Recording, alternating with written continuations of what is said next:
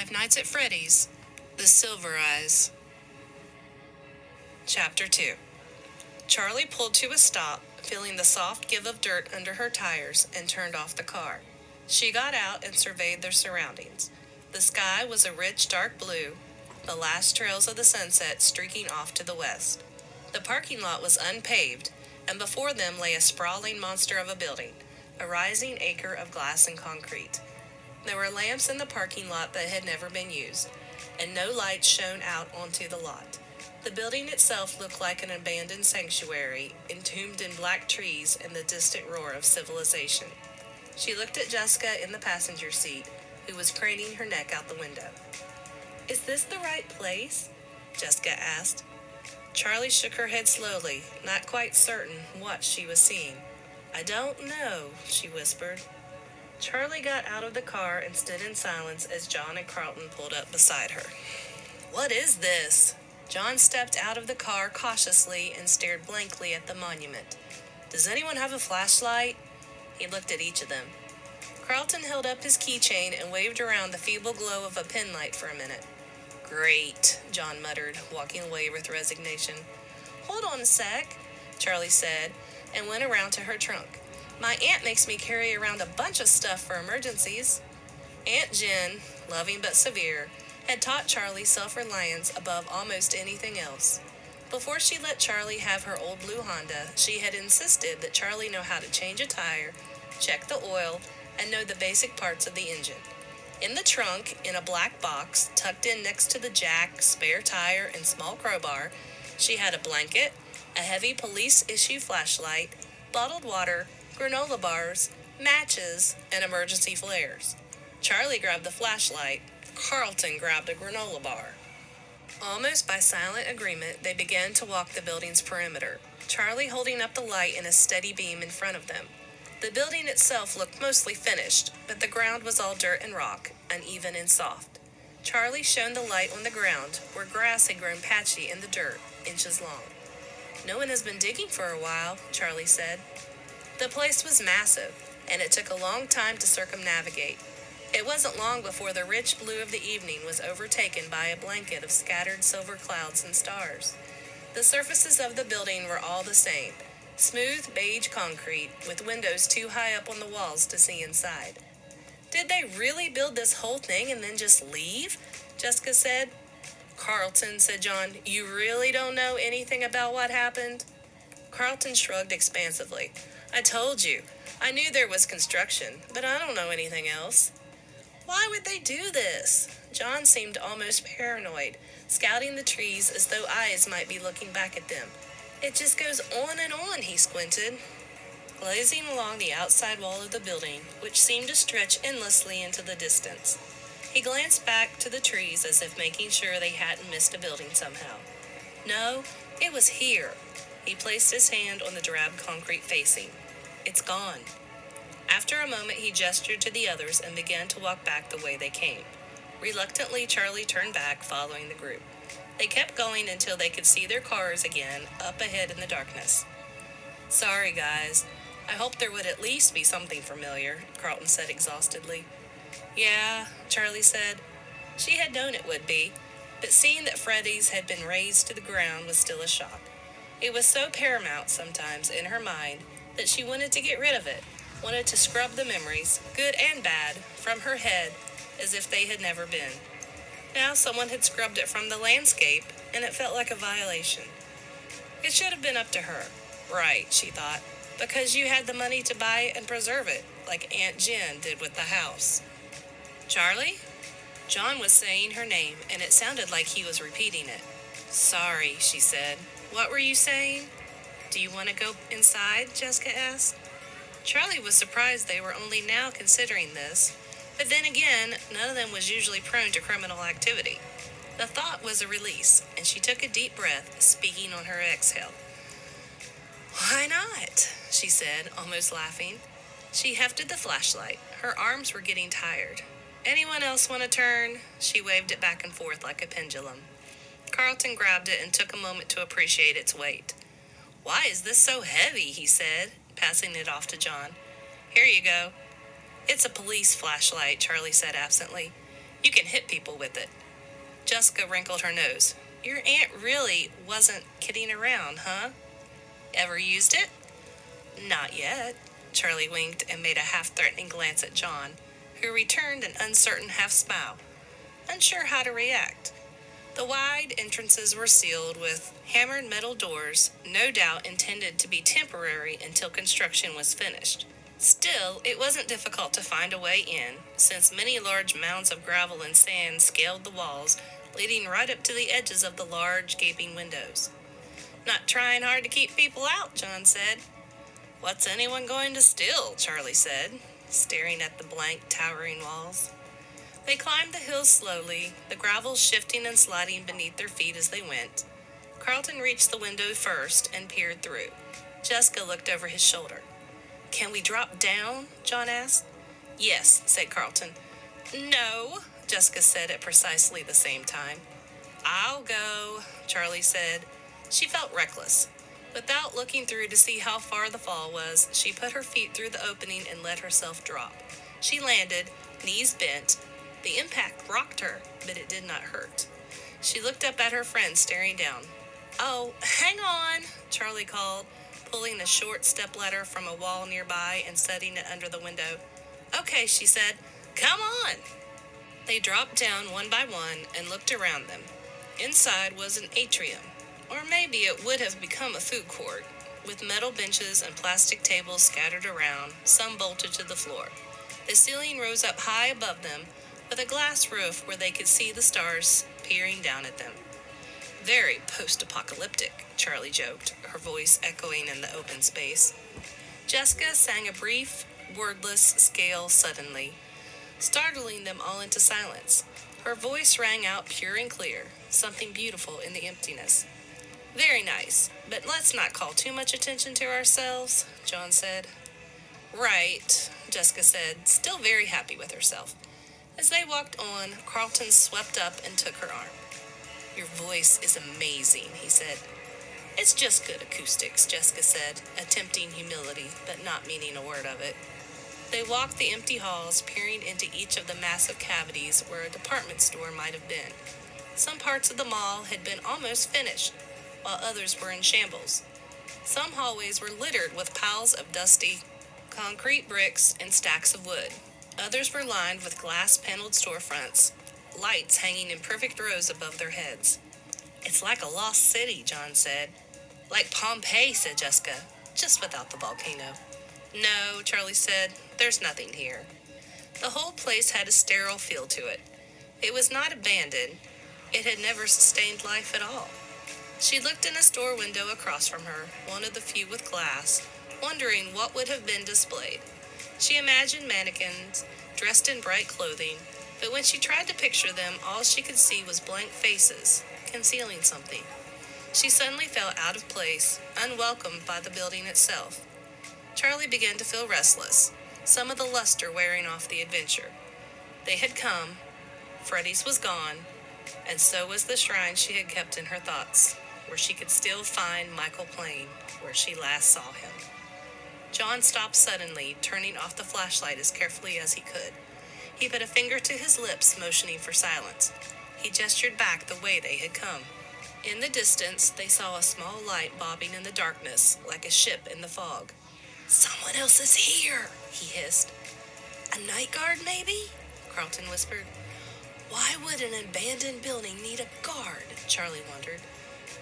Kids probably come here to party, Carlton said, then grinned. I would have come here to party too, if I'd known about it, or if I partied. Okay, well, let's backtrack slowly, John said. Jessica, he started, then made a zip-it motion across his lips. They continued down the hallway, this time with only the dimmer light of Carlton's keychain. Wait! Jessica stopped with a whisper, looking intently at the walls surrounding them. Something's not right. Yeah, no giant pretzels, I know. Carlton seemed sincere. Jessica waved a hand at him impatiently. No, something isn't right about the architecture. She took several steps back, trying to see the whole of it. Something is definitely not right, she repeated. It's bigger on the outside. bigger on the outside? Charlie repeated, sounding puzzled. I mean, there's a big difference between where the inside wall is and where the outside wall is. Look! Jessica ran along a length of wall between where two stores would have been. There would have been a store here and a store there. John pointed to the obvious, not understanding the problem. But there's something in the middle, Jessica exclaimed, beating her hands against an empty portion of the wall. This part juts out into the parking lot like the stores on each side, but there's no way into it. You're right. Charlie started walking towards Jessica, studying the walls. There should be another entrance here. And Jessica dropped her voice so that only Charlie could hear her.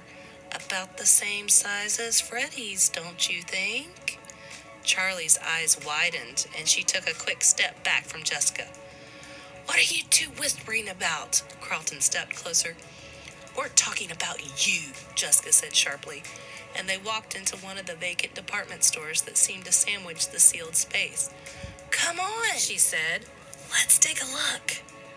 They started combing the wall as a group, clustered around the tiny light. Charlie was not sure what to hope for.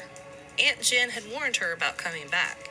She didn't encourage Charlie to skip the memorial, not directly, but she wasn't pleased that Charlie was returning to Hurricane.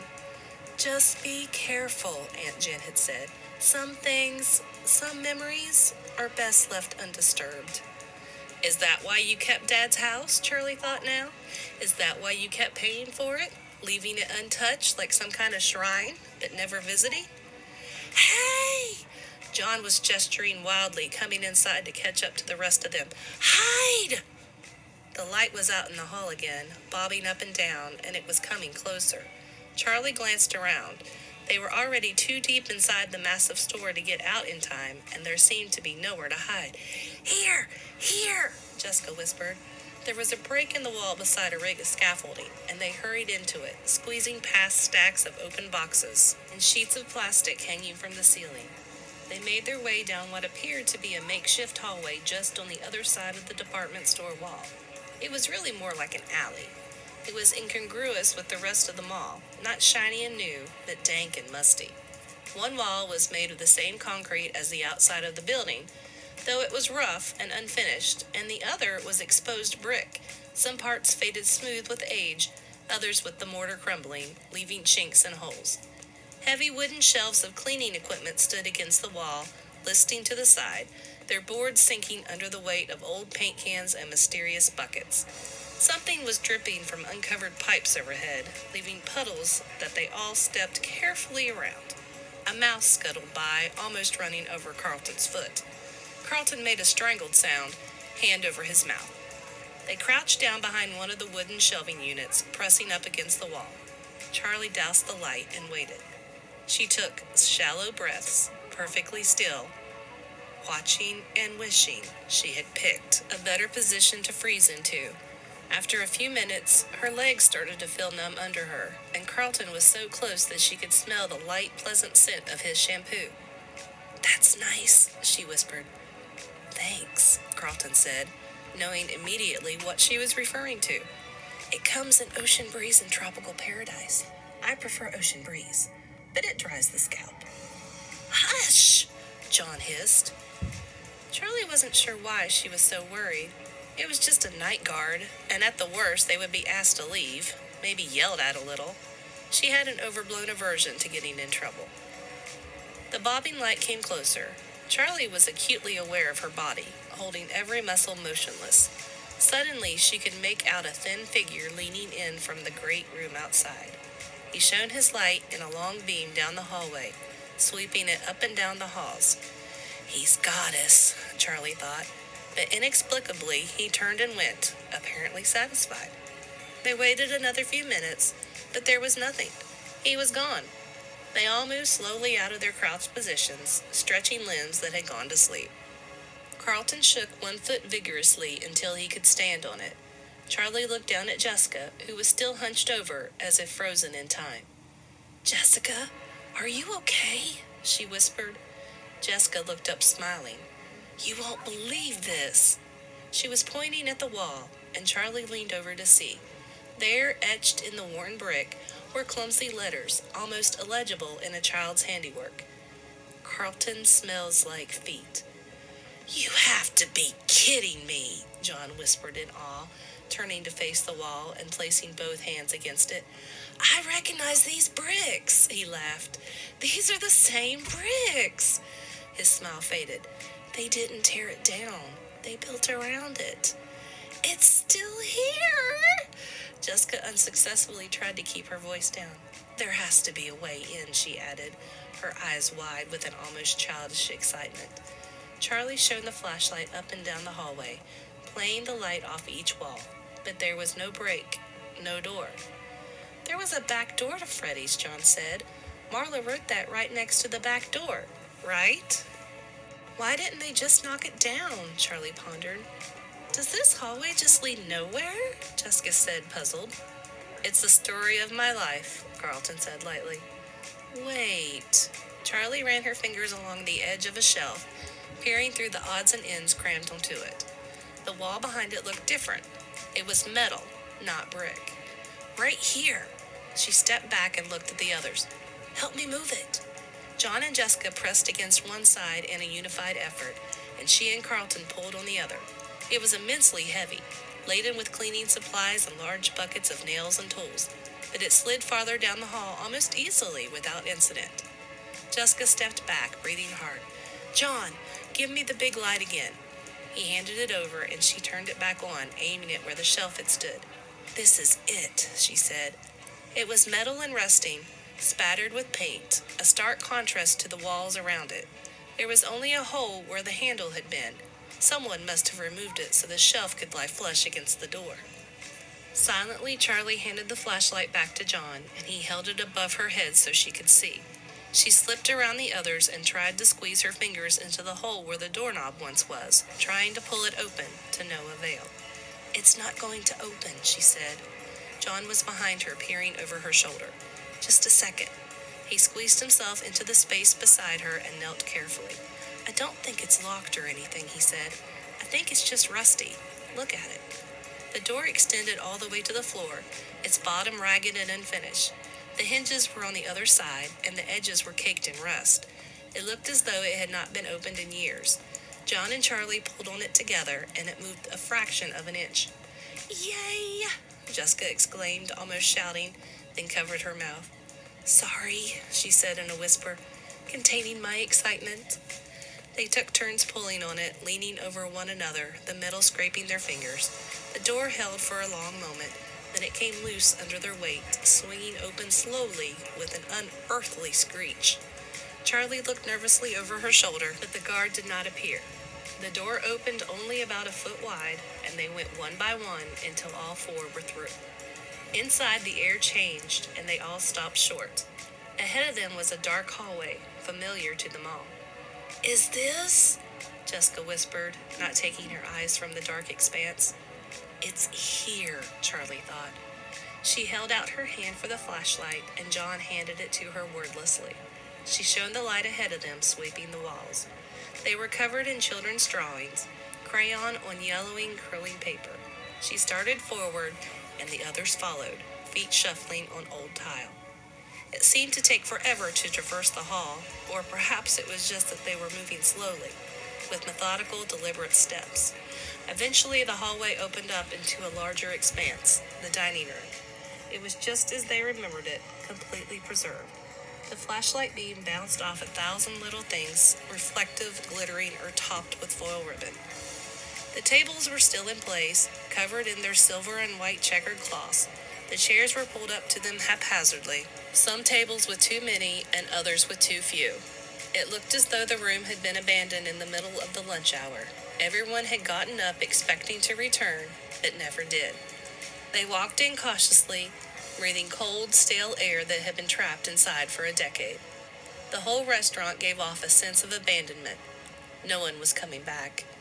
There was a small merry-go-round barely visible in the distant corner, with 4 child-sized ponies still at rest from their last song. In an instant, Charlie froze in place, as did the others. There they were. Eyes stared back from the dark, large and lifeless, and as the logical panic pulsed through her, time held still. No one spoke, no one breathed, as though a predatory animal was stalking them.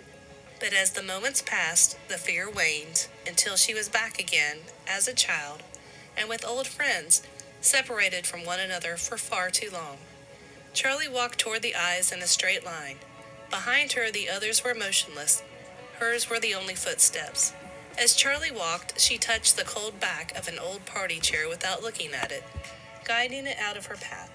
She took one final step, and the eyes in the dark became clear. It was them. Charlie smiled. "Hi," she whispered, too soft for the others to hear. Before her stood 3 animatronic animals, a bear, a rabbit, and a chicken, all standing as tall as adults, maybe taller. Their bodies were segmented like artist models, each limb made of distinct squarish pieces separated at the joints. They belonged to the restaurant, or maybe the restaurant belonged to them, and there had been a time when everyone knew them by name. There was Bonnie, the rabbit. His fur was a bright blue, his squared-off muzzle held a permanent smile, and his wide and chipped pink eyes were thick-lidded, giving him a perpetually worn-out expression. His ears stuck up straight, crinkled over at the top, and his large feet splayed out for balance. He held a red bass guitar, blue paws poised to play, and around his neck was a bow tie that matched the instrument's fiery collar. Chica the chicken was more bulky and had an apprehensive look. Thick black eyebrows arching over her purple eyes and her beak slightly open, revealing teeth, as she held out a cupcake on a platter. The cupcake itself was somewhat disturbing, with eyes set into its pink frosting and teeth hanging out over the cake, a single candle sticking out the top. "I always expected the cupcake to jump off the plate." Carlton gave a half laugh and cautiously stepped up to Charlie's side. "They seem taller than I remember," he added in a whisper. "That's because you never got this close as a kid," Charlie smiled, at ease, and stepped closer. "You were busy hiding under tables," Jessica said from behind them, still some distance away. Chica wore a bib around her neck with the words, "Let's eat," set out in purple and yellow against a confetti-covered background. A tuft of feathers stuck up in the middle of her head. Standing between Bonnie and Chica was Freddy Fazbear himself, namesake of the restaurant. He was the most genial-looking of the 3, seeming at ease where he was. A robust, if lean, brown bear, he smiled down at the audience, holding a microphone in one paw, sporting a black bow tie and top hat. The only incongruity in his features was the color of his eyes, a bright blue that surely no bear had ever had before him.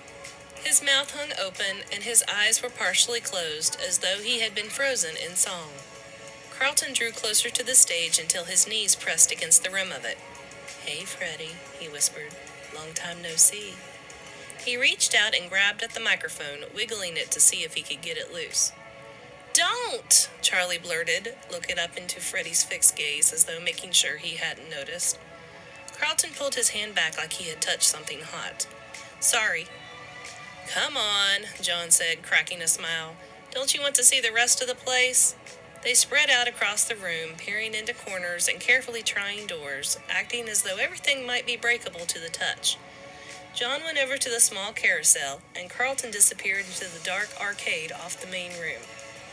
"I remember it being a lot brighter and noisier in here," Carlton smiled, as though at home again, running his hands over the aging knobs and flat plastic buttons.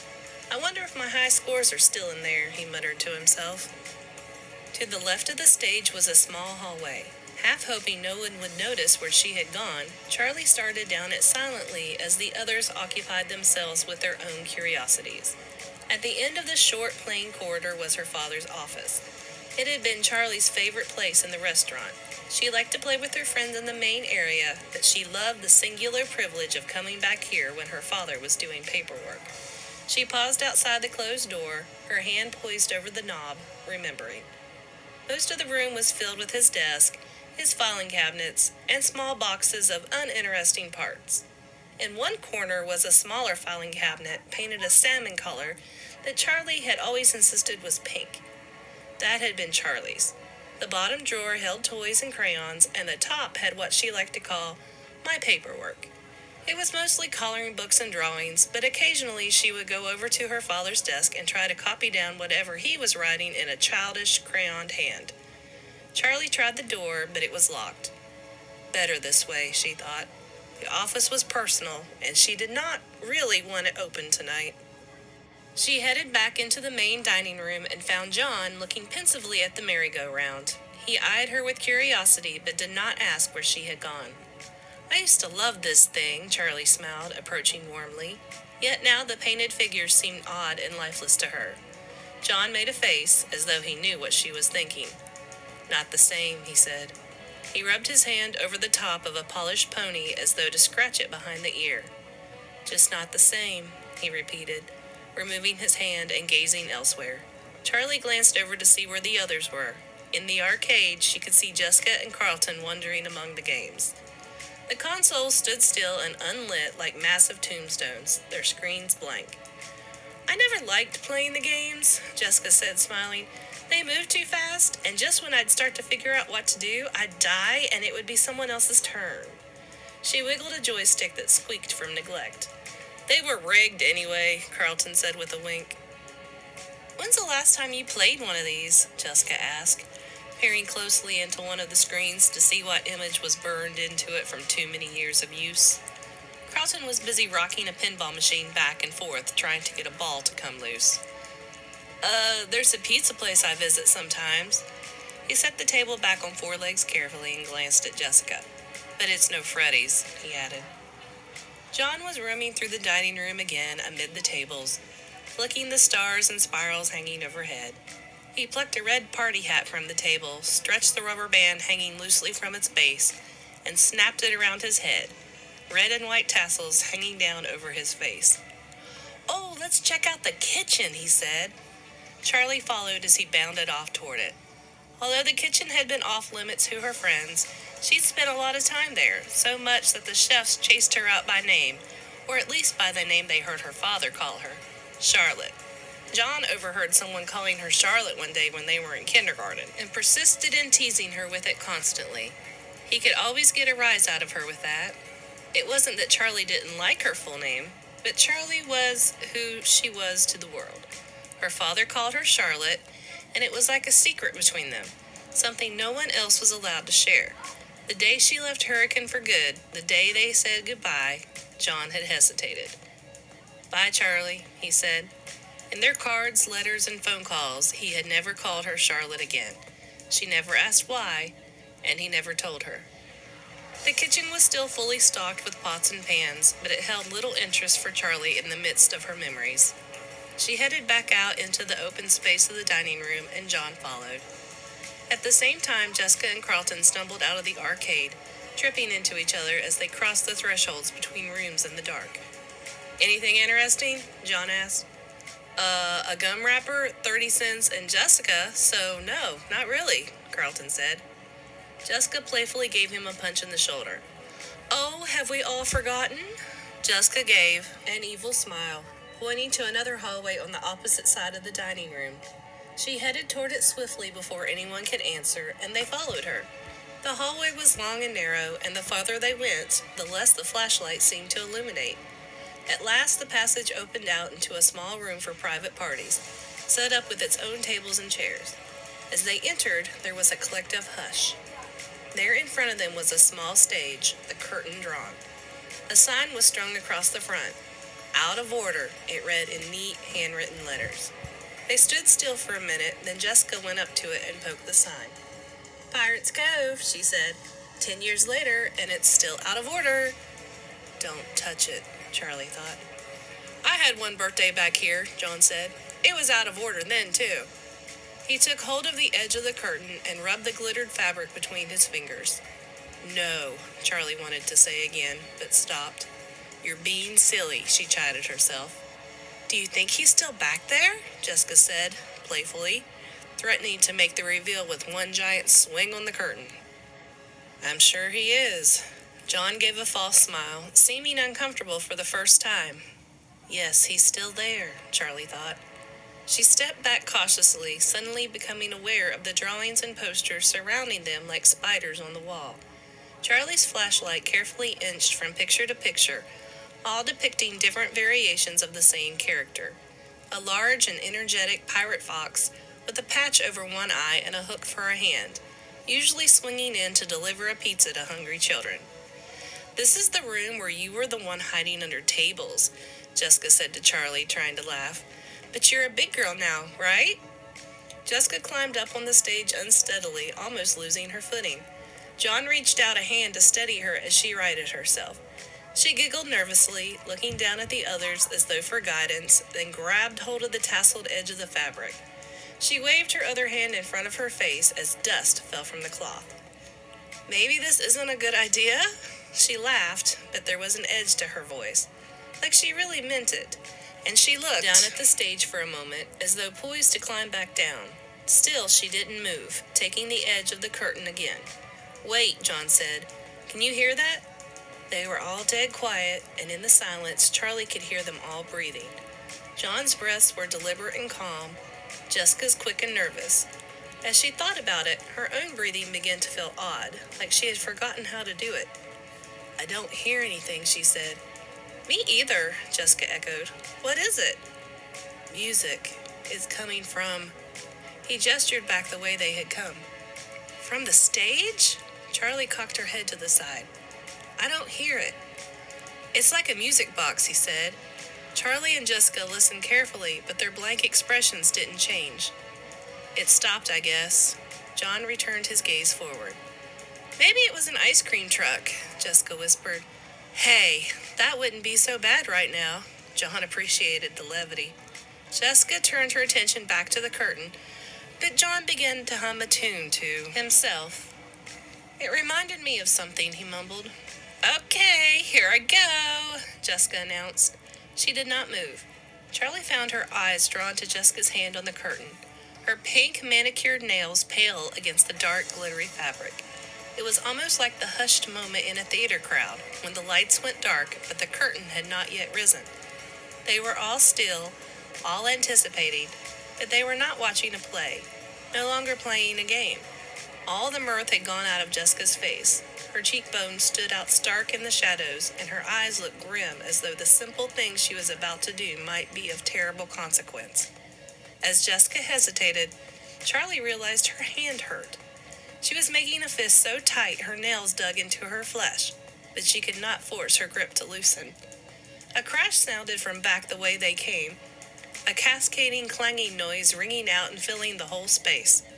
John and Charlie froze, meeting each other's eyes in sudden panic. Jessica dropped the curtain and leaped off the stage, bumping into Charlie and knocking the light out of her hands. "Where's the way out?" she exclaimed. And John came over to help. They hurriedly searched the walls, and Charlie chased the light beam spiraling across the floor. Just as they were all back to their feet, Carlton came trotting in. "I knocked over a bunch of pots in the kitchen," he exclaimed, an apology amid the panic. "I thought you were with us," Charlie said. "I wanted to see if there was any food left," Carlton said, not making it clear if he'd found anything or not. "Seriously?" John laughed. "That guard might have heard," Jessica said anxiously. "We have to get out of here." They started for the door, and Jessica started running. The rest took off after her, picking up speed as they reached the hallway until they were racing as though something were behind them. "Run! Run!" John called out, and they all burst into giggles. The panic feigned, but the urgency real. They squeezed back through the door one by one and pushed it shut with the same painful squeal, Carlton and John leaning on it until it sealed. They all took hold of the shelf, hefting it back into place and replacing the tools so that it appeared undisturbed. "Look good?" Jessica said, and John tugged her arm, guiding her away. They made their way quickly but carefully back the way they came, using only Carlton's penlight, back through the empty hallways and the open atrium to the parking lot. The guard's light did not appear again. "Little anticlimactic," Carlton said with disappointment, checking back one more time in hopes they were being chased. "Are you kidding?" Charlie said as she went to her car, already pulling the keys free from her pocket. She felt as though something locked deep inside her had been disturbed, and she was not sure if that was a good thing or not. "That was fun!" John exclaimed, and Jessica laughed. "That was terrifying!" she cried. It can be both, Carlton said, grinning widely. Charlie began to laugh, and John joined in. What? Jessica said. Charlie shook her head, still laughing a little. It's just, we're all exactly the same as we were. I mean, we're totally different and older and everything, but we're the same. You and Carlton sound exactly like you did when we were 6. Right, Jessica said, rolling her eyes again. But John nodded. I know what you mean, he said. And so does Jessica. She just doesn't like to admit it. He glanced back at the mall. Is everybody sure that guard didn't see us? We can outrun him now, Carlton said reasonably, his hand resting on the car. I guess, John said, but he did not sound convinced. You haven't changed either, you know, Jessica said with a certain satisfaction. Stop looking for problems when there aren't any. Still, John said, glancing back again, we should get out of here. I don't want to push our luck. See you all tomorrow, then? Jessica said as they parted ways. Carlton gave a little wave over his shoulder. Charlie's heart sank a little as Jessica settled herself into the passenger seat, tidily buckling herself in. She had not been looking forward to this. It wasn't that she didn't like Jessica, just that being alone with her was uncomfortable. She still wasn't much more than a stranger, yet Charlie was still exhilarated from the night's adventure, and the lingering adrenaline gave her a new confidence. She smiled at Jessica. After tonight, they suddenly had something very much in common. Do you know which way the motel is? She asked, and Jessica nodded and reached for the purse down at her feet. It was small and black with a long strap, and on the drive to the construction site, Charlie had already seen her remove a lip gloss, a mirror, a pack of breath mints, a sewing kit, and a tiny hairbrush. Now she pulled out a small notebook and pen. Charlie smiled. Sorry, how much stuff do you have in that thing? She asked, and Jessica looked at her with a grin. The secrets of the purse must not be disclosed, she said playfully, and they both laughed. Jessica started reading Charlie the directions, and Charlie obeyed, turning left and right without paying much attention to her surroundings. Jessica had already checked in, so they went straight to their room, a small beige box of a room with 2 double beds covered in shiny brown spreads. Charlie set her bags on the bed closest to the door, and Jessica went to the window. As you can see, I splurged on the room with the view, she said, and flung the curtains open dramatically to reveal 2 dumpsters and a dried-out hedge. I want to have my wedding here.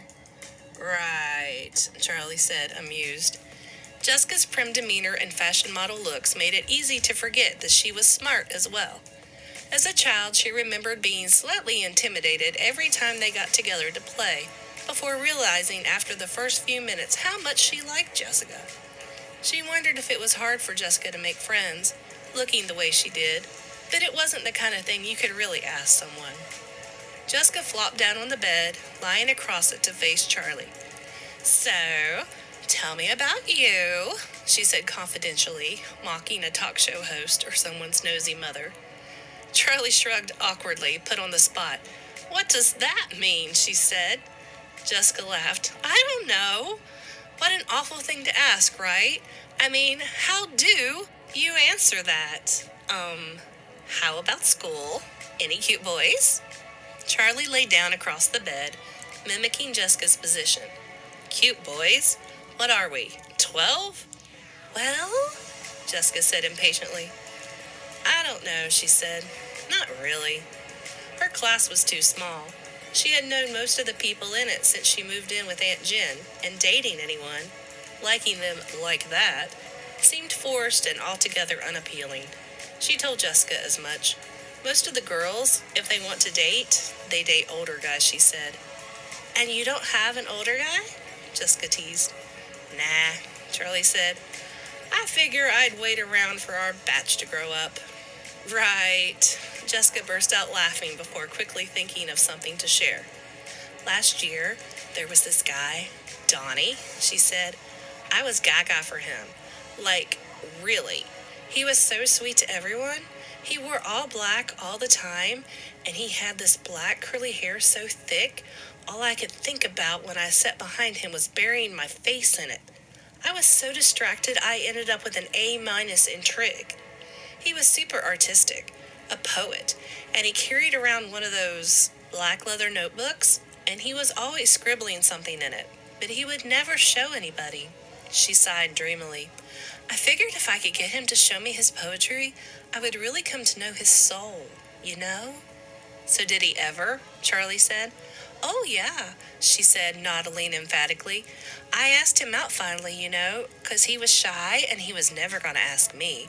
And we went to the movies and made out a little, and then we went and hung out on the roof of his apartment building, and I told him all about how I want to study ancient civilizations and go on archaeological digs and stuff, and he showed me his poems.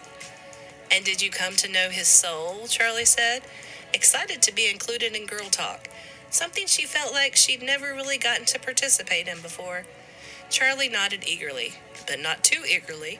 She calmed herself as Jessica scooted forward on the bed to whisper, The poems were awful.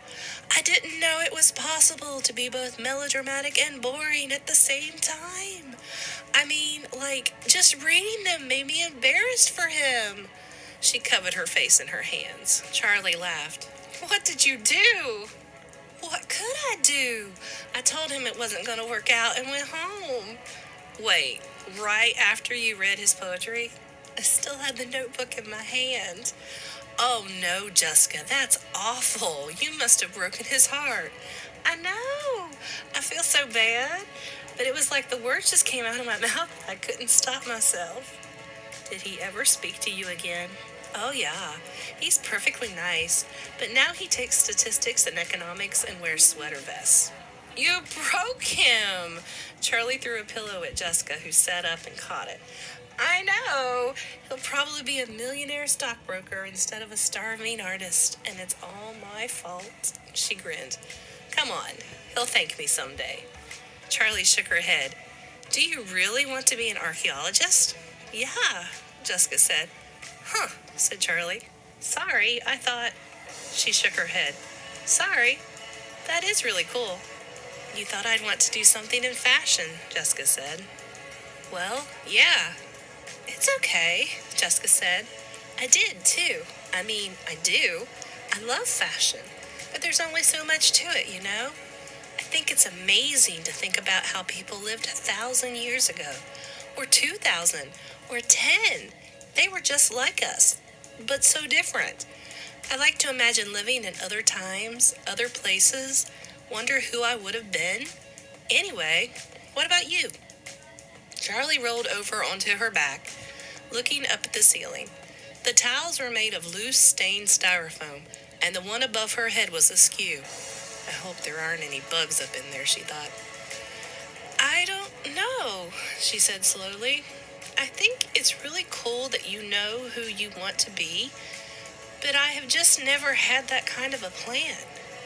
Well, it's not like you have to figure it out now, Jessica said.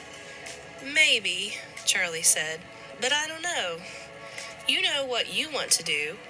John's known since he could hold a pencil that he wanted to be a writer, and he's already getting published. Even Carlton. I don't know what he has planned, but you can just see that there's a scheme brewing behind all his kidding around. But I just don't have that kind of direction. It really doesn't matter, Jessica said. I don't think most people know at our age. Plus, I might change my mind, or not get into college, or something. You never know what's going to happen. Hey, I'm going to get changed. I want to get some sleep. She went into the bathroom, and Charlie stayed where she was, gazing at the sorry-looking ceiling. She supposed it was becoming a defect, her earnest refusal to consider the past or future. Live in the present moment, her Aunt Jen said often, and Charlie had taken it to heart. Don't dwell on the past, don't worry about things that may never happen. In 8th grade, she had taken a shop class, vaguely hoping the mechanical work might spark something of her father's talent, might unleash some inherited passion lying latent within her. But it had not. She had made a clumsy-looking birdhouse for the backyard. She never took another shop class, and the birdhouse only attracted one squirrel who promptly knocked it down. Jessica came out of the bathroom wearing pink striped pajamas, and Charlie went in to get ready for bed, changing and brushing her teeth hurriedly. When she came out again, Jessica was already under the covers with the light by her bed turned off. Charlie turned hers off too, but the light from the parking lot still shone in from the window, somehow filtering past the dumpsters. Charlie stared up at the ceiling again, her hands behind her head. "Do you know what's going to happen tomorrow?" she asked. "I don't really know," Jessica said. "I know it's a ceremony at the school." "Yeah, I know that," Charlie said. "Are we going to have to do anything? Like, do they want us to speak?" "I don't think so," Jessica said. "Why? Do you want to say something?" "No. I was just wondering." "Do you ever think about him?" Jessica asked. "Sometimes." "I try not to," Charlie said half-truthfully. She had sealed off the subject of Michael in her mind, locked him tight behind a mental wall she never touched. It wasn't an effort to avoid the subject. In fact, it was an effort to think of him now. "What about you?" she asked Jessica. "Not really," she said. "It's weird, right? Something happens, and it's the worst thing you can ever imagine. And it's just burned into you at the time, like it's going to go on forever. And then the years go by, and it's just another thing that happened. Not like it's not important or terrible, but it's in the past, just as much as everything else, you know?" "I guess," Charlie said, but she did know. "I just try not to think about those things." "Me too. You know, I just went to a funeral last week." "I'm sorry," Charlie said, sitting up. "Are you okay?" "Yeah, I'm fine," Jessica said. "I barely even knew him. He was just an old relative who lived 3 states away. I think I met him once, but I hardly remember it. We mostly went for my mom's sake. But it was at an old-fashioned funeral parlor, like in the movies, with an open coffin. And we all walked by the coffin, and when it was my turn, I looked at him, and he could have been sleeping, you know? Just calm and restful, like people always say dead people look. There was nothing that I could have pointed out that made me think, dead. If you ask me, every feature of his face looked the same as if he were alive. His skin was the same. His hair was the same as if he were alive. But he wasn't alive, and I just knew it. I would have known it immediately, even if he wasn't, you know, in a coffin." "I know what you mean. There is something about them when they're," Charlie said softly. "It sounds stupid when I say it, but when I looked at him, he looked so alive, and yet I knew, just knew, that he wasn't. It made my skin crawl." "That's the worst thing, isn't it?" Charlie said. "Things that act alive but aren't." "What?" Jessica said. "I mean things that look alive but aren't," Charlie said quickly. "We should get some sleep," she said. "Did you set the alarm?" "Yes," Jessica said. "Good night." "Night." Charlie knew sleep was still a long way off. She knew what Jessica meant, probably better than Jessica did. The artificial shine in eyes that followed you as you moved, just like a real person's would. The slight lurch of realistic animals who did not move the way a living thing should. The occasional programming glitch that made a robot appear to have done something new, creative. Her childhood had been filled with them. She had grown up in the strange gap between life and not life. It had been her world. It had been her father's world. Charlie closed her eyes. What did that world do to him?